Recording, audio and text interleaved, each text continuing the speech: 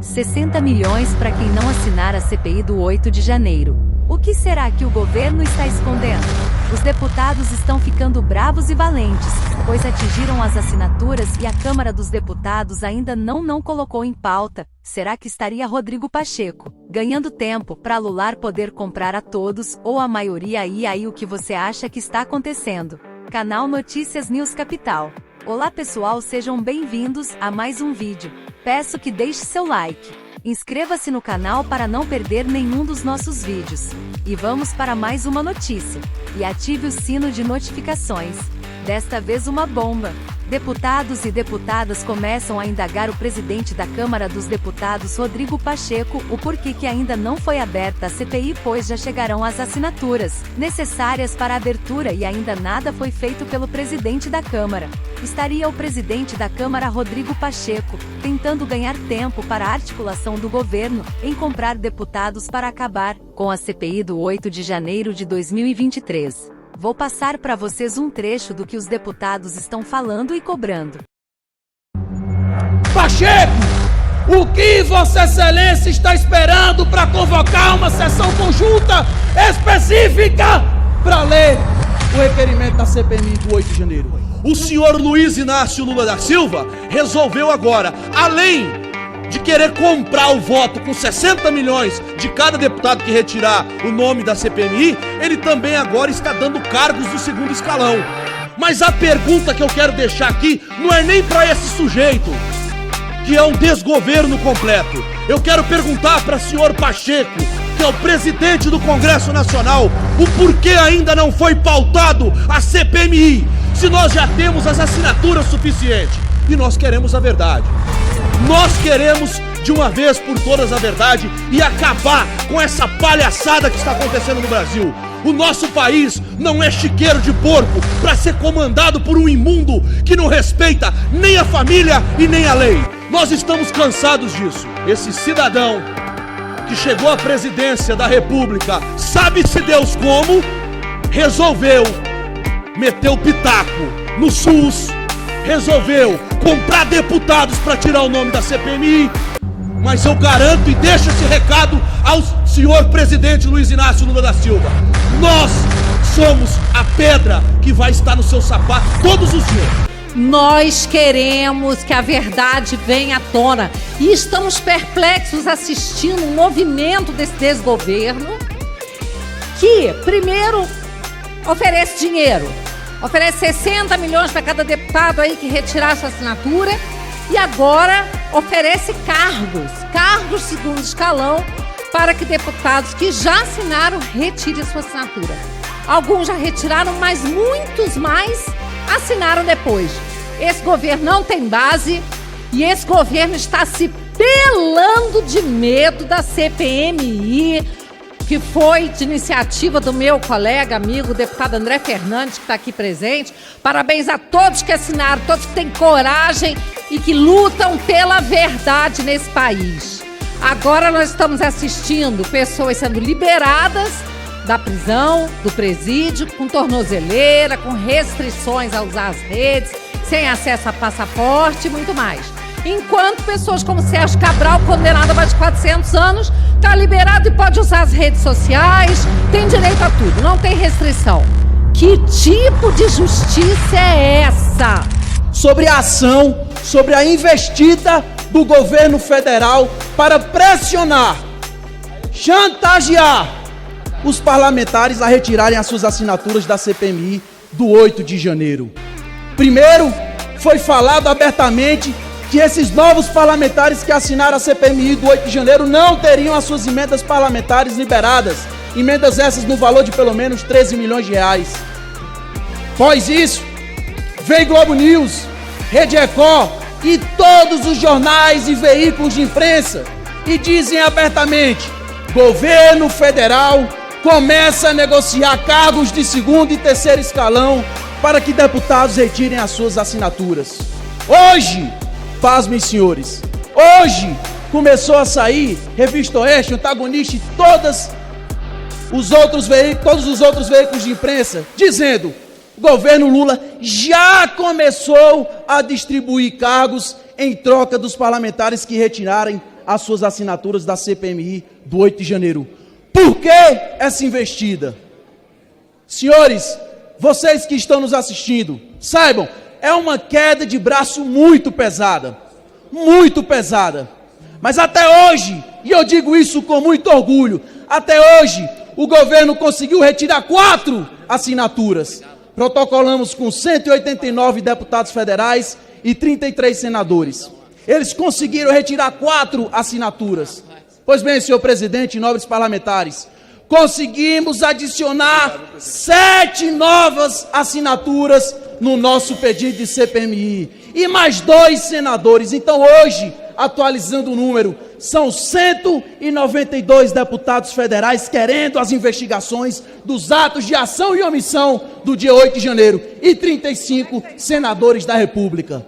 Pacheco, o que Vossa Excelência está esperando para convocar uma sessão conjunta específica para ler o requerimento da CPMI do 8 de janeiro? Eu queria fazer a minha manifestação de protesto em relação à condição do presidente do Congresso Nacional, no caso o senador Rodrigo Pacheco.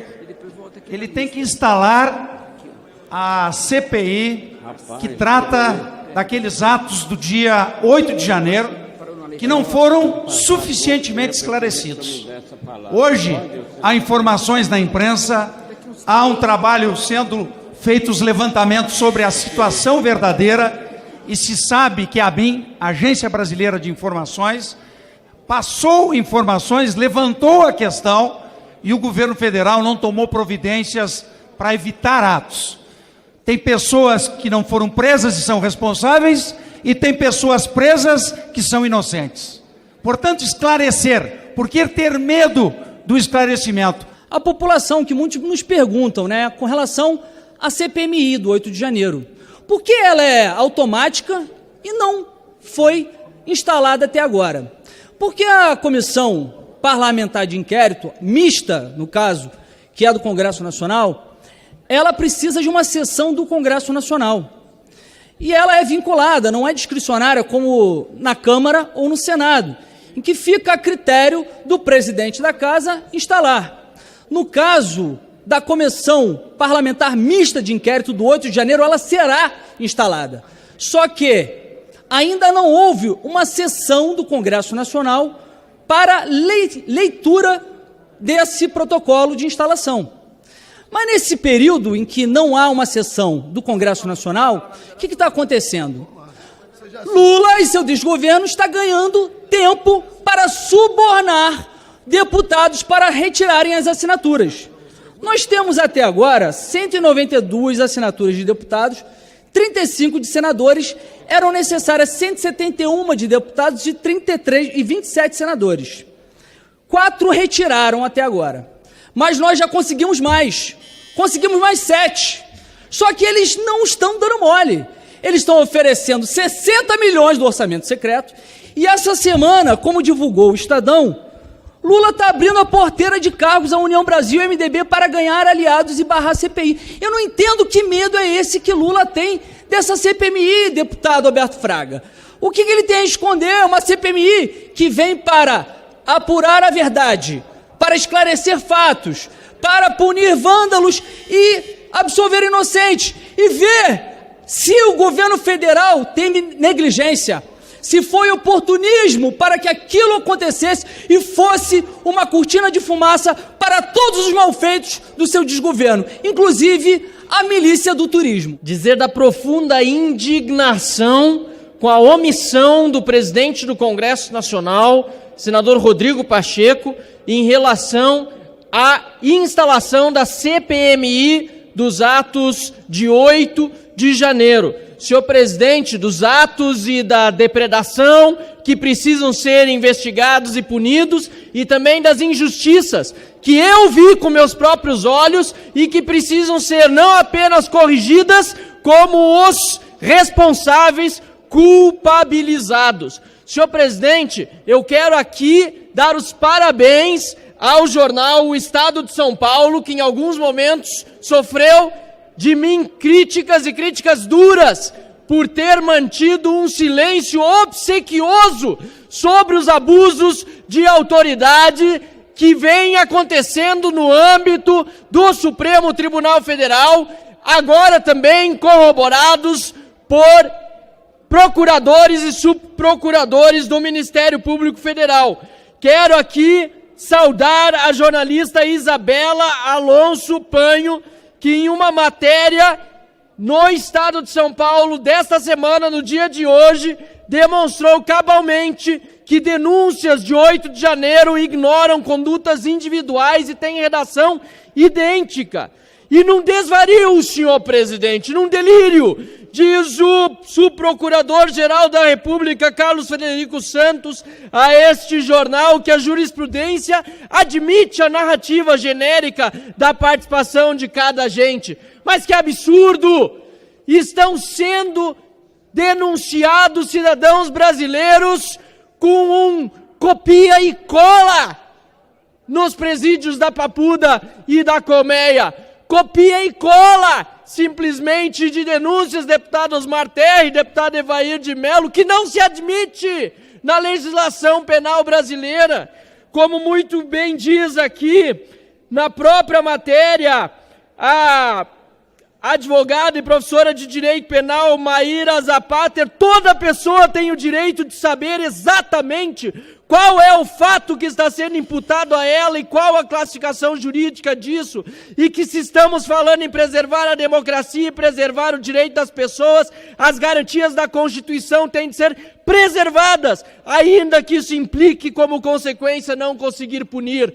Senhor presidente, abusadores do Ministério Público e do Supremo Tribunal Federal precisam ser chamados à responsabilidade. E é papel desta Câmara dos Deputados e do Congresso Nacional fazer com que sejam cessados os abusos de autoridade. Se Rodrigo Pacheco está omisso, Arthur Lira não poderá fazer o mesmo. Nós aqui temos a opção de assinarmos a CPI do abuso de autoridade do STF e do TSE e conclamo os colegas parlamentares, pois faltam pouco menos de 50 assinaturas para que cheguemos ao número de 171 e instalemos aqui a CPI do abuso de autoridade do STF e do TSE. Estranha muito, senhor presidente, que o governo esteja fazendo esse esforço hercúleo para que não saia a CPI, para que não haja apuração dos fatos, que não seja transparente as imagens do que ocorreu dentro dos prédios públicos. Eu, como ministro, vi hordas sindicalistas destruir prédios da esplanada, assisti da minha janela prédios sendo incendiados. Na esplanada nada aconteceu, senhor presidente. E no período do presidente Michel Temer. Então, eu agora gostaria que as coisas fossem esclarecidas. Assinei a CPMI, quero a apuração dos fatos.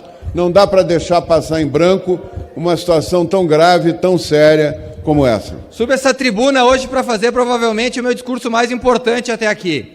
Eu gostaria de pedir a renúncia do ministro da Fazenda, Fernando Haddad, antes que a desgraça seja demais, como foi no governo Dilma. O modelo implantado por Dilma está sendo repetido agora por Haddad. Mas mais que narrativas que os petistas gostam de implementar nessa casa, factoides, eu trouxe fatos, deputado André Fernandes. Segundo o boletim Focus, o IPCA desde a eleição, a projeção para 2023 era de 4,94, agora é de 5,96, uma alta de 21%. A Selic, que se projetava em 11,25, está em 12,75%. O déficit primário, ou seja, o descontrole das contas públicas, piorou em 100%. Saiu de 0,5% do PIB para 1% do PIB.